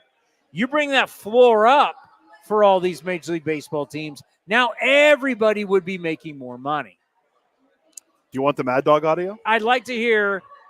So basically they had a special MLB Now with Bob Costas. You heard of him? Friend of the program. Brian Kinney. Friend of the program. And Chris Mad Dog Russo. Friend of the program. All friends of this program. And one of the things that they want to talk about, and Chris Russo wanted to talk about, because it is kind of preposterous that we look at the other sports, it all works in the other sports, but yet here in Major League Baseball, we want to get into it with David, but it would just, it's with David Forst, it's just not fair to him as a general manager, but it's something that off the air I've talked to him about. And, you know, there's a lot of people that believe like, yeah, I don't know how we get to this point, but at some point we're going to have to get to this point. Here is on MLB Now. They did a special edition 2 days ago. Chris Russo, the Mad Dog, talking about a salary cap in baseball. They should have a cap. No, listen, Donald Fear, Gene Orza, Marvin Miller, Tony Clark, turn the television sets off. Okay, I understand that. But you need a salary cap in baseball. We've gone through this 1,000 times. Look at the NFL. They're printing money.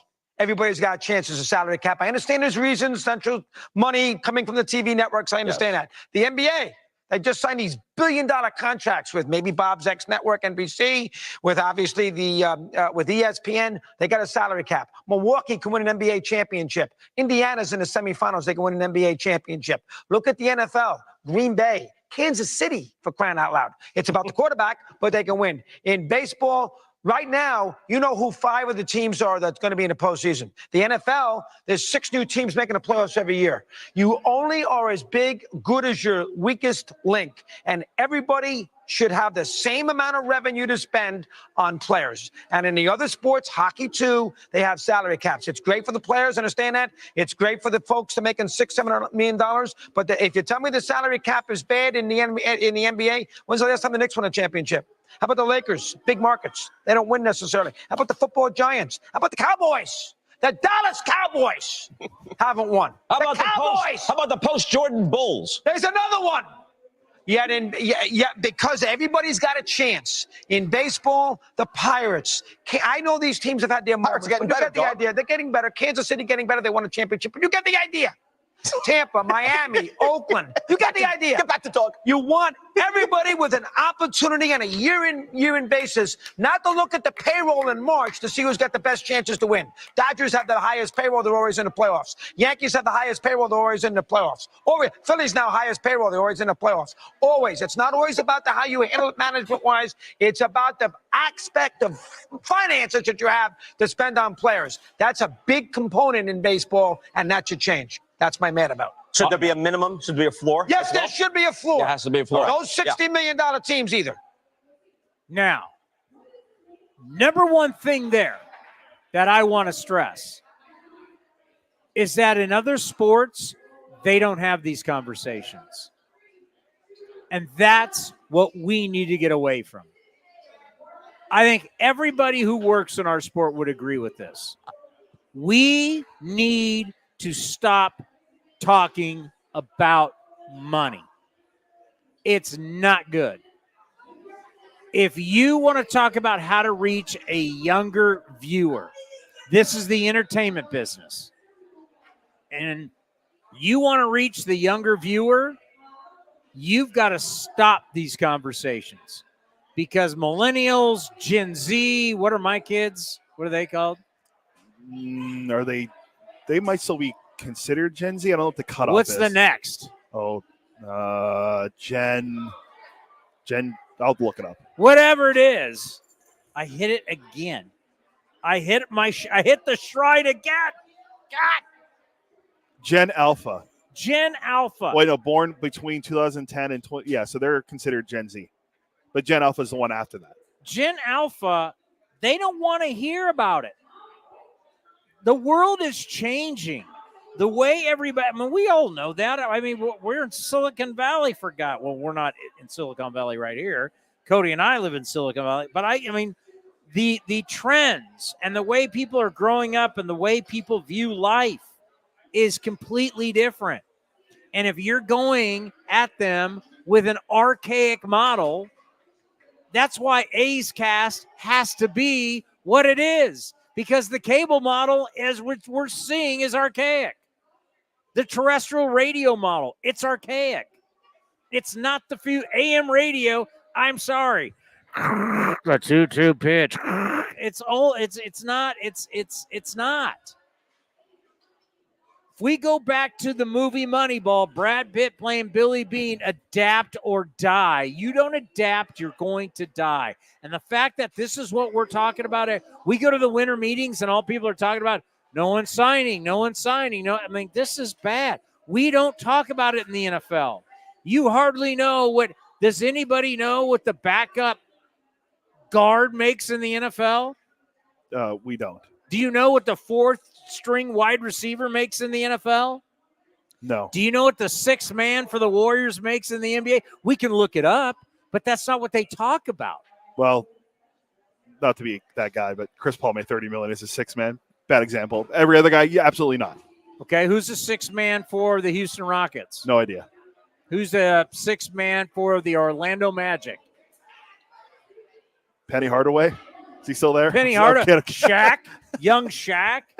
But I get what you're saying 100%. It's just the Warrior one, I just had to do it because they had a guy that was making a ton of money. But So, you're right. We don't know. We don't care. The Kansas City, look at the difference. I'll give you two markets, Kansas City and Pittsburgh.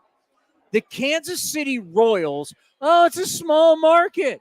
The Kansas City Chiefs in the NFL, 3-time Super Bowl champions. They're riding high. Does anybody look at the little Kansas City Chiefs in the NFL? Hell no, they're a power. And the Kansas City Chiefs have been very successful for a long, long time. They didn't win Super Bowls, but they were in the playoffs for a long time. Marty Schottenheimer, you go way back. I mean, all the different quarterbacks they went through, whether it was DeBerg, Montana, Elvis Gerback. They went through all kinds of guys, right? Trent Green. Bono. Yeah. I was hoping to get Gerback in there. I mean, but Pittsburgh, the Steelers, the Steel Town, the 3 stars, right? The 3 diamonds. They stand for the minerals that make steel. Do you know that? Yes. I bet a lot of people don't know that. The Pittsburgh Steelers have never, ever, ever been considered small market. They've been considered NFL greatness. Some of the greatest players, some of the greatest teams. Pittsburgh Pirates, little old Pittsburgh. How are we going to survive? We got to get rid of that. No one talks, like Mad Dog said, Milwaukee. We look at how smart are the Brewers, and the Brewers are coming off really bad right now with the Josh Hader thing, the Corbin Burns, like how cheap they are, and how are the Green Bay Packers in a town of like nobody considered? Green Bay Packers are not considered small market. No one's considered small market because they have a salary cap, because everybody has the same amount to spend. They figured out the revenues. The owners all figured out we're stronger together than as individuals, and they broke the players. I don't know how it's going to work, but if you are somebody in baseball that tells me there's no way that it's going to work, you are full of S-bomb. It would be so much better for our sport.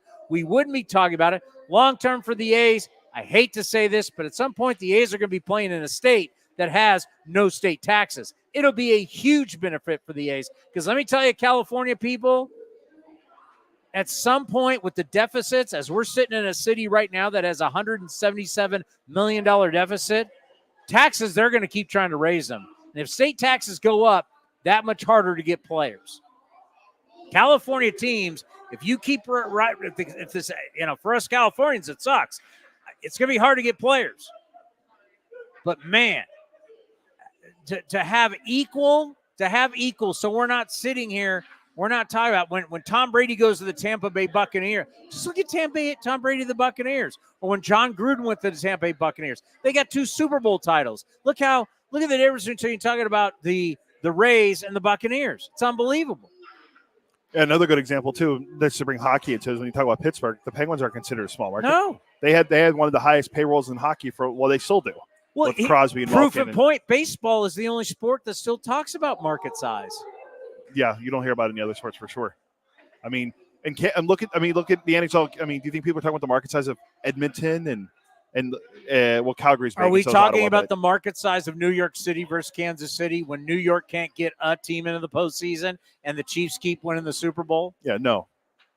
Milwaukee's won an NBA title. Yeah, recently. Denver's won an NBA title. Last year. The Knicks last won when I was what?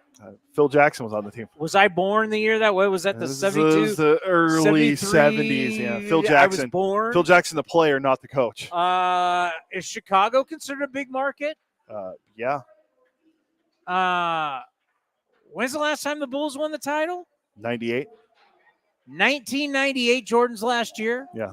I don't think they even sniffed a final since then. Think about these big market teams in these other sports. And now we have the big market. Let's say this. Maybe the big market teams back in the day didn't like the idea, but I think it's got so expensive that even the Yankees are like, and hey, even Uncle Steve Cohen, let's be honest. We're in year 4 of the $16 billion man. How's that worked out for the New York Mets? Remember when Steve Cohen bought the team and everybody's like, oh, my God, we got a hedge fund, $16 billion owner. Mets are going to buy every single player. The Mets are going to win every single World Series. They're going to – what have they won? This is year 4. Yeah, remember when they signed Scherzer and Verlander, and now They're both playing gone? the Giants today, right? Yeah, when I last looked, it was 1-0 Mets. 3-2 right now. Oh, okay. Yeah, it's – well, even with the Mets, like they signed – you remember signing Scherzer, signing Verlander, traded him. How's Francisco Lindor working out? Yeah. Edwin Diaz, how's that closer deal working out when you re-signed him? He's like, remember, I said he's not going to have a save the rest of the season. I'm standing by that. It's going to fail miserably, and that's why it's going to be great. I mean, it's an unbelievable hot take. If you're right, it'll be like, wow. Between that and Rooker winning the home run derby. Nostra Cody, if you get that one. Oh, yeah, if you get – I mean, Rooker getting into the home run derby, let alone winning the home run derby, was a ballsy move. Yeah, even back then, the first one was Astros winning the division. That's not looking. We great. just wanted to bring this up because I just thought it was with what Mad Dog said, what MLB Network said, and then having Hal Steinbrenner come out. It would be nice if this is something we never talked about again. We didn't mention market size. We didn't say, well, the market. I mean, think about it. We just had a World Series that's Dallas and Phoenix, and people were calling it a small market series. And Dallas and Dallas is what? Market 5, market 4? Yeah, they're both top 10 markets. They're both top 10 markets, but in baseball, people are looking at it as small market. It's ludicrous. It's ludicrous that we're still having these conversations. That you consider Dallas, the Dallas Metroplex, a small market? No, it's not. So basically in baseball, if a New York, Boston, Chicago, Philly, or LA team doesn't get in, we're all doomed. Well, yeah, we're all doomed. Again, because it's small market. It's crazy. I'm going to bring it back to hockey again. The Western Finals in hockey right now is the Dallas Stars and the Edmonton Oilers. Are they talking about the market size of those two cities? No. Are we talking about? I mean, because Minnesota's got a pretty big weekend coming up. Oh yeah, the T-Wolves. Yeah. They're hosting, they're hosting, right? Because they're the higher seed than Dallas. And then the Twins, my Twins, and the Summer Sausage. It's back. Yeah, that's one of the great stories. I should have asked David Forst. I need more time with David. Like, David, would you make sure the Summer Sausage got sent back? That'd be. I'm actually kind of curious to see what he would say about that. He's very honest. I'm sure he would give us a very honest and thoughtful answer. Oh, he would give a total. Let's see. The Twin. I was reading the notes today. Twins got where are the Twins? Minnesota. They got the Rangers. Oh, by the way. Rangers offense. Whoa. Have you seen the Rangers offensive numbers? I have Nathaniel. I have Nathaniel Lowe in fantasy, and he hasn't been doing anything. You guys. That's another thing. We can talk fantasy baseball now. I confirmed. You took your David Fletcher Shohei Ohtani batting training. You bet your ass I did. When do we have to get to Kotsay? We got another minute or two. All right. We got a new mandatory gambling thing because of what's going on. It's all right. It's coming off the rails. It's coming off the rails. It's all right. It's our shrine to take down Verlander today. Great Dick Callahan keeps falling. It's because of our cords. Okay. That's my San Jose State driver. It's not an oven mitt or a boxing glove. All right. So you're telling me that Ipe, Nitsihara, yeah, former translator. the translator for Shohei Ohtani, were best friends, like a brother. That's what they say, yes. Now, David Fletcher was his best buddy in the clubhouse with the Angels. Correct. That's what they say. So you're going to tell me your best buddy like a brother and your best buddy teammate, who are both in the same clubhouse with you, are both betting with the same bookie, and you know nothing about it. Yes, That is the biggest crock of crap I have ever heard. And the fact that Major League there's a whole article about Major League in the Athletic, that Major League Baseball is just, they're behind. They're behind the authorities. Well, are they behind or they just not want to see? How could anybody just use logic? Your best buddy, your interpreter who's with you 24/7. They somehow said, oh, yeah, he had no idea. Ipe did all of this without his knowledge. And then we find, whoa, here's David Fletcher, his best buddy. He's betting with the same bookie. And Ohtani's two best buddies are – so if your two best buddies are betting with the same bookie and you have zero knowledge of it, zero. They've never discussed one bet. No one's ever said anything. It's This whole thing is unbelievable that no one's saying anything. It's a whole lot of hocus pocus going on. Oh my God. This is like, come on. Can you imagine? You cannot. No one can even be buying this. Nobody can be buying this. If Shohei really wants to get ahead of it, he can come out in a couple years and go, it was a loosey-goosey era. I mean, how can anybody buy? Where's Columbo? Where's Magnum PI? Can we get somebody to get on this story and someone really investigate this? This is a joke. I mean, not obviously because the authorities, Epe was an easy boom, boom, get him. But if baseball really wanted to look at this, if they did, I don't know how. I mean, it's right in front of your face. Once the David Fletcher thing came out, my God. When I saw that, I went, wait, his two best buddies in the clubhouse are betting with the same bookie and betting large amounts. We're not like, hey, Cody, you want to bet $5? I mean, we're talking about large amounts and no one's saying anything. He doesn't know. No one's ever mentioned once in a couple of years to Ohtani about this. It doesn't pass the what we call the smell test. Does not pass the smell test. We have a special Mark Kotsay show for you today. Mark Kotsay wanted to do his weekly show, kind of give people an idea of the cage, the batting cage. I was going to say goodbye too, because after Kotsay, the show's over. And then after this, I'll be getting you ready for A's and Astros, Stripling against Verlander with A's Total Access. So I'm leaving the Treehouse. Thank you, everybody, for watching.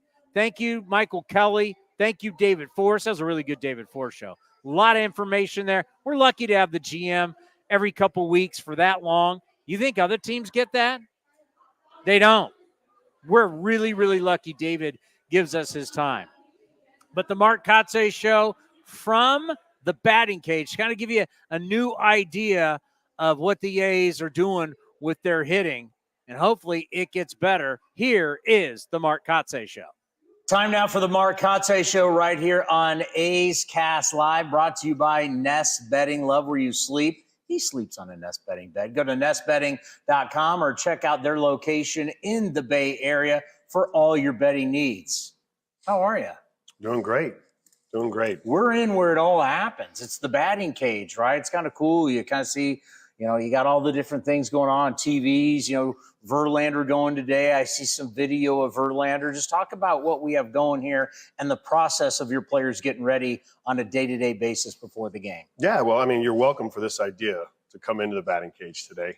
But 3 years it took him to bring something to the show. Thought it'd be great. This is where the work starts. And, we're in here at 1 o'clock. Obviously, you can see the TVs are going, the video's going, the notes are up on the board. The scouting reports are obviously front and center for these guys. But, obviously, this cage is where the blood, sweat, tears happens for preparation, for swing adjustments, for information. So I thought it'd be really cool to just hang out here for a little bit.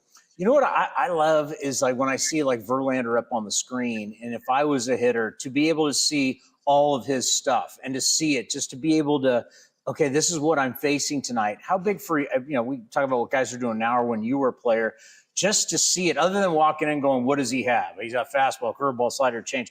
What does it mean to see it over and over again before you face it? Yeah, visualization is great. I think the more that you can watch video, watch pitches, and not only just from the video perspective and the visualization side, but then align what the data is telling you. So the data is telling you that Verlander's fastball has some good carry, spin rate. And you watch it on video and you watch the swings and you can kind of tell, okay, well, when the ball's in the, upper quadrant of the zone, it's going to have life. You've got to basically get the barrel above it to stay on top of it. So I think that combination of the way guys learn, right? Some guys learn better with the data. Some guys learn better with the visualization.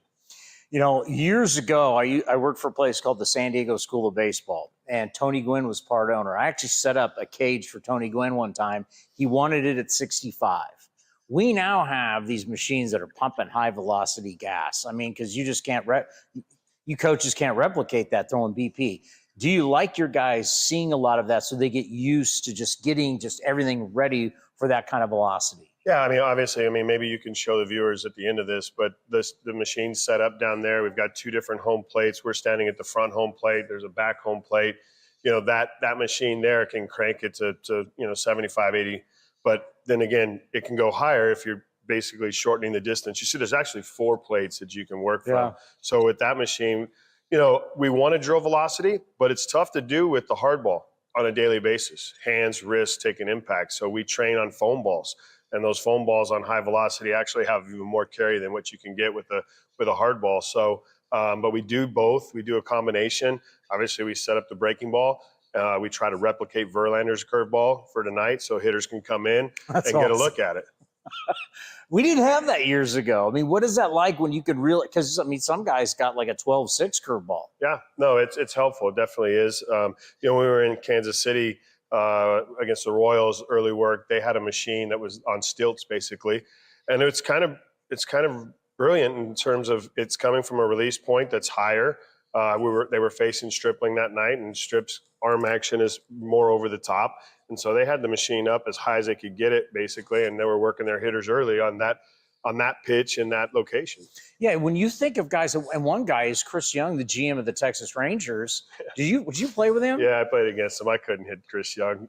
He's 6'10". He didn't throw that hard. It was like 88 miles an hour, but he's 6'10", coming from way up here. I mean, what was it? It was like boring down on you. Yeah, it definitely was boring down on you. So, and at that time, all we said was, man, the ball gets on you. We didn't have the terminology that they have now where it's, oh yeah, he's got 2,300 RPMs of spin, oh, okay, that means it's got carry. Yeah, those are the languages that we used prior to the analytic and data era.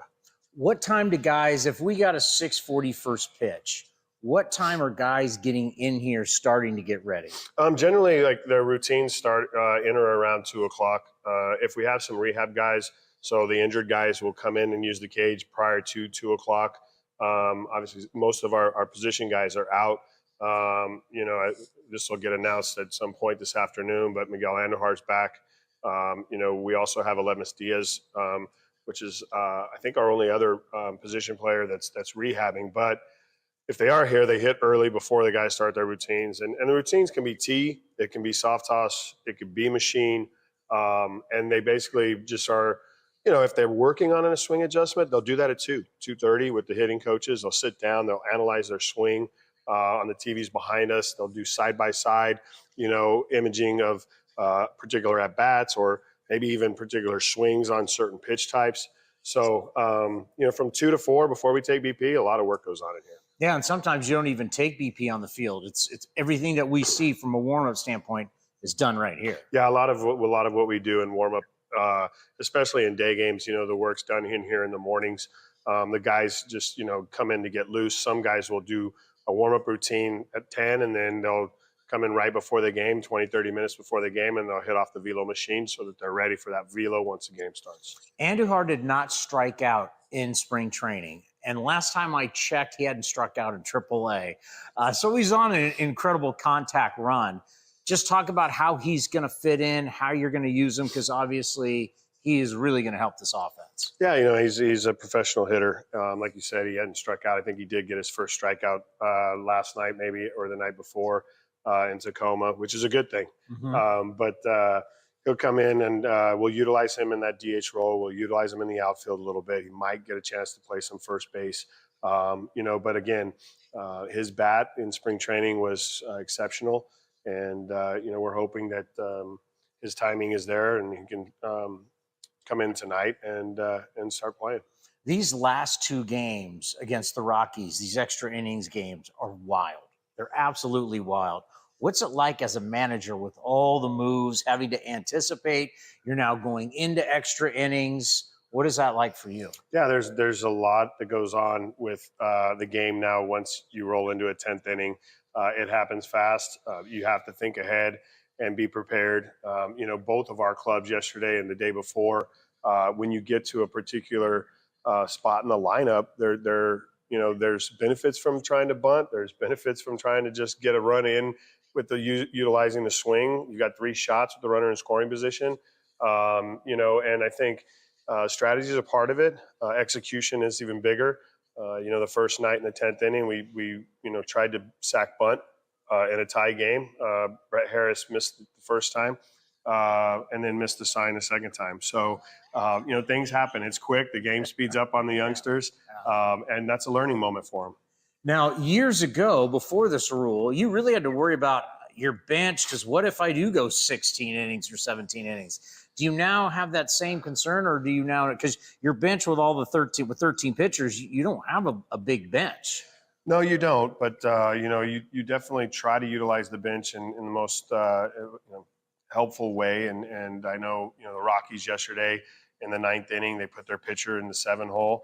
And we ended up tying the game, and they had to make a pitching change to put a position player back into that spot. So they double switched. You don't see that nowadays. So Bud Black came out, talked to the umpire. Thought it was a great moment. I mean, that's National League style baseball. Obviously, Buddy started his career in the National League managing, so it was fun to watch. We were in a situation as well the night before. We were pinch hitting for I think it was Max Schumann or Brett Harris. We had used the whole bench. We were going to put the pitcher into the spot that he hit for if we continued playing. And unfortunately, that night we didn't continue playing. I've talked a lot about Max Schumann from the standpoint of, well, he has to play because he's the only shortstop on the roster. But the way he has played this month, if you look at the numbers, he's earned every right to play every single day. We talk about, coming from the farm system, Eastern Michigan, 20th round pick. Just talk about what Shu has meant to this club. No, he's done an incredible job, really, since, he came here. He's basically taken advantage of his opportunity. He's proven the type of baseball player he is. He's not going to go out and wow you on any occasion. He's just going to continue to play good baseball, continue to do the fundamentals right, continue to grind out his at-bats. And that's been really helpful over this stretch for sure. Yeah, I mean, because we wouldn't have thought about this in spring training, that he's got to play every day because you don't have the depth on the roster. Like if he gets hurt, it's Brett Harris. I mean, he's been huge from a standpoint of you need a shortstop. He's been there for you. Yeah, he really has. And, we're hopeful that he continues to go out and play the type of baseball that he's been playing and continue forward for as long as he can maintain it physically and from a performance standpoint. Another guy who's earning the right, J.J. Bleday, to play every day. Yeah, JJ's done a nice job. The maturation process has been great. The injury last year took away a little bit from obviously the experience factor, from the at-bats, from playing center field on a daily basis. And I think it's just from spring training to this point now, you're continuing to see growth. He's going to make mistakes. Center field, he's going to maybe drop back on a pop fly that like we saw the other night, but it's okay. He's going to learn from those moments. He's going to get better by playing every day. He's going to get better by facing lefties. He's had a nice little run. We're going to continue to let him develop in that aspect. And, hopefully, for JJ, we just keep seeing these baby steps of improvement. Bobby Crosby's controlling the outfield, but how often do you step in as a career outfielder and talk to the guys? Bobby and I talk about outfield play, but that, again, you hire these guys, you put them in their roles, and you trust that they're going to go out and teach. They're going to, Bobby's a great teacher.